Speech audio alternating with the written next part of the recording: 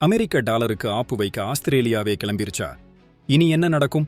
நண்பனாயிருந்த ஒரே ஆஸ்திரேலியாவும் சீனா பக்கம் சாய்வது அமெரிக்காவுக்கு பெரிய அதிர்ச்சி. பிரதமர் அந்தோனி அல்பானீசி பெய்ஜிங்கில் ஜி ஜின்பிங்கை சந்திக்கிறார். முக்கியமா அமெரிக்கா போட்ட வர்த்தக தடைகள், பாதுகாப்பு செலவு, தைவான் விவகாரத்துல அமெரிக்காவின் நிலைப்பாடுன்னு எல்லாமே விவாதிக்கப்படலாம்னு சொல்றாங்க.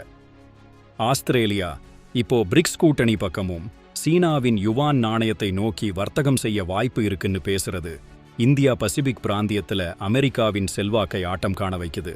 இந்தியா ஏற்கனவே ரூபாயில் எண்ணெய் வர்த்தகம் செய்யற மாதிரி ஆஸ்திரேலியா எடுத்த இந்த முடிவு சும்மா இல்லை. அமெரிக்கா போட்ட சுங்க வரிதான் காரணம். ஆனா சீனா உடனே இரும்புத்தாது விவசாய பொருட்களை அதிகமா வாங்கி பொருளாதார உதவி செஞ்சிருக்கு.